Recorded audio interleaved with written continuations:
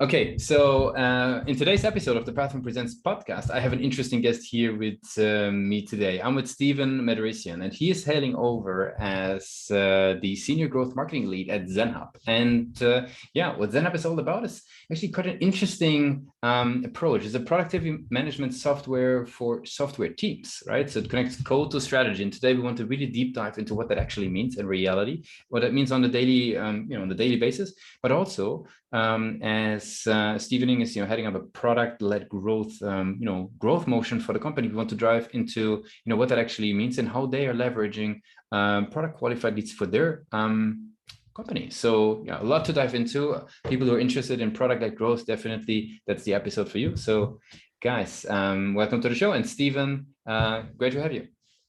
Thanks for having me, Lucas. Very good. So give us an overview in your own words. What is ZenHub all about? So I think you described it perfectly. ZenHub is really a tool for software development teams to really get the most out of their days. And that, if you talk to any software development team, you'll hear them talk about being in meetings all day, having to update their issues or their tickets, and they don't really have a lot of time dedicated to just producing code.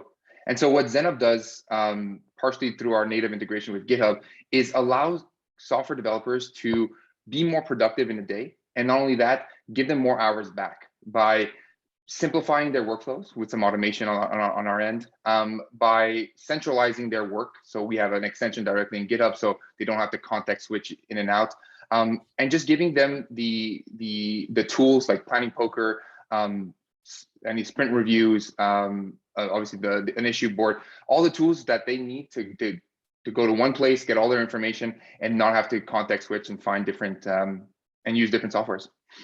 That makes a whole lot of sense. Could you tell us a little bit, at what type of size of company, in which industries do you see ZenHub playing the biggest role, or where do people sort of what's the company background, the people that actually start using ZenHub? Where do you see sort of biggest benefits for people when they're getting started? Yeah, our ICP right now is really focused on companies between that 50 to 500 employee range. You can call them like tech startups, scale-ups, companies that maybe want to move away from a more robust tool like Jira and so forth. And for us, the main targets, our software can be sold across the world in that sense, but we really target kind of North America, Europe, Japan, and Australia. And for us, where we see the most success is companies that are using some sort of agile methodology or Scrum methodology. They see the most success in our software, because our software, it allows you to kind of manage your entire project, but we built our software in a way that if you want to have, like I was talking about before, planning poker and estimation, you can do it directly within our software. We have sprint tracking, we have velocity reports. So anything along the lines of somebody that's really implementing that agile methodology, they'll see a lot of success using ZenHub. That makes sense. And who would you say within those companies? Is it the actual developers, sort of bottom up, or is it like CTOs that bring in the solution, or does it come more from sort of the product management side? Maybe tell us a bit more about that.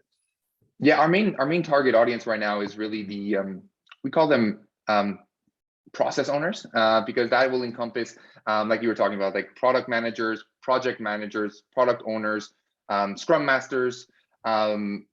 And so that's our main target audience in terms of the buyer decision. But so a little backstory, ZenHub was actually spun up within an incubator project. And the reason why it was built, it was just the developers were tired of context switching. So they kind of built their own software from scratch. And so the software is built by developers to simplify the developer's life. So we always have a keen ear, you can say, to developers and making sure that our software caters to them. And even internally, I think we're about 60 employees now. Half of our employees are developers or in that developer mind frame. So for us, the maintaining and ensuring that the developers are happy with our software is a main driver in our business. But our main, you could say our main buying persona, it would be those process owners. That makes a lot of sense. And what would you say, how do these sort of process managers, I will call them, how do they learn about ZenHub? So in other words, what are the client acquisition channels that you guys leverage in their customer journey? Yeah, That's a good question. So yeah, we use a lot of the quote unquote traditional methods in that sense where so just a little backstory as well. A year ago, there was only one person in marketing. I started about a year ago, so I was part of that next cohort of hires. Now we're up to 11 full-time employees working the marketing team. So now that we've kind of have built this team out from the ground up, you could say, we're able to tap into so many different channels. So obviously, if I'll break down like from an organic perspective, but we've hired a head of community that we've actually built our own ZenHub community that has been growing month over month, and we launched pretty much in December, and it's been very, very well received from not only our current clients but people that potentially want to purchase ZenHub because they can ask honest questions and so forth. Obviously, there's blogging, there's case studies, but what we really wanted to cater to was we've done a lot of research on what developers and process owners want to see. So instead of producing blogs and white papers, what we did is we actually went to ask our target audience, like, hey, what do you guys like to see? And what came out of it was like they like seeing short form videos, quick insiders, and so forth. So that's, now that we know this information, our strategy is gonna shift from an organic perspective. So we really want to, and I'm sure you work with developers. Developers can be viewed as maybe anti-marketing. So for us, we want to get in that. We want to make sure that the information is not marketing. Like it's very clear. There's an understanding that what they see is what they get, but also that they digest the information at their own time and at their own pace and so forth. So from an organic perspective, it's really catering to our personas and producing content that they'll be happy about. And from a paid perspective, we started off really focused on Google search because it's very intent focused. And then we slowly started trying different social media channels like the Facebooks. We tried Reddit, we tried LinkedIn, we even tried Stack Overflow. And what we noticed is that outside of the higher intent channels, such as obviously Google search or display or any of these review websites like Capterra, it's very tough to get trials from, people are apprehensive to start trials from social media or from one of these platforms. So in my journey from a growth marketing perspective, I started to notice that we were spending a lot of money, good traffic, a lot of clicks, good click-through rate, but it wasn't leading to a lot of trials on a monthly basis. So going back to the drawing board, now we've identified the channels that we know can support our growth from just, hey, we need more free trials, let's go get them. And then the ones that are more content syndication, a little more upper funnel information. And that's, since we made that shift and change our OKRs and what we're actually tracking for each, like a Facebook or a Reddit, our performance has increased in that sense. Oh, very cool. I really appreciate that insight. What would you say, what role does the website play? Because obviously you mentioned a lot of channels that point to the website. How do you as a growth marketer think about the website? And maybe if I sort of add to this is, where do you see sort of the current strength of the website versus where do you see room for improvement? Because most of the time it's a breathing, living sort of, piece of art, of work. How do you think about that? Yeah, we actually just revamped our homepage today. So if ever you go visit, it's our updated positioning and then our updating design. And so for me, the website is huge. It's really especially us as a product-led growth company. We don't have a sales team. Our sales guys aren't calling. We don't have a strong outbound reach. So our website is our gateway into who we are as a company. So for me, it's vital and essential. And me as a growth marketer, I view the website as a marketing website and a path to conversion. So what we've done with this iteration of our homepage is make it a little more conversion focused. So really point people to the same kind of CTAs that we want them to get to, whether it's starting a trial or joining our community and so forth, but just very clear CTAs to ensure that people understand what they need to be doing compared to in the past. It wasn't really clear what ZenHub was. So having that, they land on our website, clear understanding, and then we obviously look at the stats to see if bounce rate has decreased, time on page has increased or decreased. And so the website for us is really important. But what I've also done from a growth marketing perspective, and now that we have a bigger team, at first it was pretty tough, is I try to break out all of my campaigns into landing pages. I love having dedicated landing pages for specific campaigns because it allows us to contextualize what the person will be seeing from the ad all the way down to the moment they convert. So our website, I would say, if I had to give a number, I'd say 30% of our 35% of our ads or our online presence directs to the website, and then there's another 65% that goes to Gotcha. more of our landing pages, our dedicated landing pages to those campaigns and those keywords. Yeah, no, that makes a whole lot of sense. I mean, you did a revamp of the website. I'm curious, in your experience as a growth marketer, like what have you picked up? Like what methodologies, maybe tools, approaches in order to increase conversions from the page? You mentioned now to sort of, clarify call to actions, obviously, simplifying them, having two clear call to actions rather than, it sounded like there was several routes that they could go in the past. So what have you picked up? Any tools, methods, approaches that, work well in the product-led sort of, context?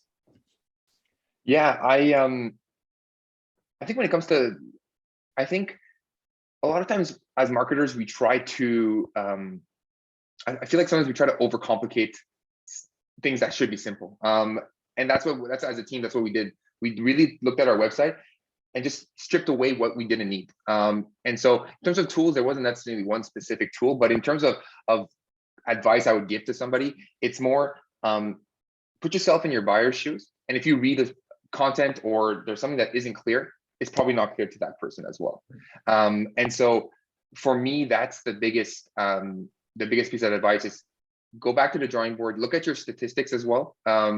And don't be set in stone. Like even if, and a lot of times, with different companies, and I've been at fault as this is, I'll pull something that I knew worked at my previous company, but you're in a completely different industry, different market, different semantics, everything. Something that worked in industry A may not work in industry B. And so if you're agile in that sense, you'll be able to kind of pivot and build a website that is converting, but you can never get complacent because performance, until you get to us, we have an untapped potential because we just revamped the website and now we'll be able to kind of have some we do a lot of A/B tests with Google Optimize. That's if in terms of tools, that's probably our best friend, where we're going to try different CTAs. Right now, let's start my free trial. Maybe try for free, which was in the past, and just see, even if it's a 1% improvement, 2% improvement for us as a smaller business, that's a huge win for us as a company. And then as we'll grow, I know there's a bunch of software tools out there from a personalization standpoint to make it if you like where it knows the company by IP address and then you personalize the page for them. That's really cool. I'd love to get into that, but there's a maturity in marketing that you need to get one of those softwares in there. But other than that, it's really keep it simple. And a lot of people will chime into how the website looks, but as a growth marketer, the goal is always growth and performance. So what if it's not going to lead to performance? You might want to look at scrapping it or moving on from it. We talked actually prior to the interview real quick on sort of product-led growth and product qualified leads. Maybe define maybe for us a little bit how you thinking about these conversions, what product qualified really means in your scenario, and maybe what you've been learning now working with that type of metric. Yeah, we product qualified leads is a methodology that I hadn't used before. I hadn't had a chance to work in a product-led growth company, and so when I got here, we were trying to really understand our funnel and understand how people convert. And so I started doing a lot more research, and I found a bunch of articles on like product qualified leads. And at the time, we had a data scientist internally, so me and him we chatted a little bit. And so what he did is he pulled some data points out of this platform, and he tried to look for commonalities in why somebody became a customer. And what he pulled out for us was whenever a trial has 4 or more users in it, and they create an epic. And for those who don't know what epics are, epic is pretty much like a broader project where you put a lot of issues into it so that you can add it to your roadmaps for developers. And so when they created one epic and they had 4 users in their trial, their potential to convert was their conversion rate was 75%. So if you say that to any growth marketer, they'll be ecstatic in that sense. So once we discovered that, the cool thing about the product qualified lead is that we adapted our funnel to include these individuals, and then we started to shift our strategies to get people to accomplish these tasks. So once you identify what a product qualified lead means to you, it really helps kind of guide conversations with other teams. I got closer with product. I got closer with CS. I got closer with the sales team that we have internally that focuses on our ICPs. And I told them like, hey, I see these kind of conversions. We need to find ways to get more people to hit this PQL status. Everybody was on board. They saw the numbers. And it's always easy to have when you have numbers to get people to kind of understand why it's important. So once we discovered this, our product shifted in terms of the experience, getting more people to invite their colleagues and create those epics. Marketing, I would have some retargeting campaigns for the people that are in trial now. That would be like, hey, you're in trial right now, don't forget to create your epic. And then I would have this it would be retargeting on Facebook, on LinkedIn, on Google, so that people so we were still top of mind, and people can say, oh shit, let me go create that, let me create that epic and so forth. So I've become a huge fan of product qualified leads because of the main benefits is it helps guide uncertainty into a location where and drives conversations, meaningful conversations with different departments. So I would highly recommend if most product-led growth companies probably have thought about it, but if they haven't put it in place, it's essential for me right now. Super, super interesting. It's interesting how a certain maybe default feature like adding somebody to an epic can take a very different role with that insights, right? Exactly. Super interesting. Very cool. Yeah. I want to wrap it up for the interview today. I have some rapid fire questions. We learned a lot about what you guys are doing, how you're thinking about growth, and now I would like to get to know you a little bit better and some rapid fire questions. Are you ready for those? I'm ready. What's the last book you read or the last podcast you listened to? Oh, wow. Last podcast I listened to was David Gergard. Like, I think he was running his podcast with Drift. And he has a group that I follow, like it's a Facebook group that's quite interesting, where a lot of growth marketers kind of assemble. And he was just talking about how to get your CEO to get marketing. Luckily, I don't have quote unquote that issue where my CEO loves marketing and he understands it. It's not just creative and design and so forth. So highly recommend that podcast. Very cool. Is there a name for that Facebook group if listeners are interested in? I think it's a paid group, but it's called DGMG. So David Gergard Marketing Group, DGMG. If you go to his website, it's really cost effective for growth marketers. Very cool. What's one single thing your company is focused on the most at the moment? Understanding our funnel and the drop-off points in the funnel. We're currently shifting outside of right now. Users can only really use our tool if they have a GitHub account. And so what we're doing, what the product team has built over the last few months is the ability to use our software without having a GitHub account. So we're opening up the doors to so many more people within that software realm to experiment with ZenHub and see if it's right for their team. Especially some of these maybe project managers may not have GitHub accounts, so we're like almost closing the door for them. So now that we understand the team's building that new reality for the product from a marketing and a growth marketing from a company perspective, we're really trying to figure out how many people are going to our website. Well, obviously we know that with Google Analytics, but people are going to our website. How many are becoming our accepted leads? How many are MQLs? How many are going into the PQL status? How many are converting in customers? And understanding where the main drop-offs are is huge, well, obviously for me specifically, but as a company, because I use that information. I talk to leadership on a weekly basis, like, hey, we're underperforming in terms of our PQL to customer. What can we do? And it really, like I said, it guides really our the rest of our strategy. Very cool. Next question. You mentioned retargeting prior. The cookieless world is coming. Third-party cookies are going to be gone end of the year, beginning next year. Quick question: is that something marketers in your industry already start thinking about and looking into? Yes, in our industry, when it comes to targeting developers, they're very tech savvy. So I actually already don't have a lot of information because a lot of these developers, not necessarily the cross owners, but the developers will already have ad blockers, and a lot of my information is inferred through other tools. So I'm nervous to see how that looks from my perspective, to see like the cookieless world.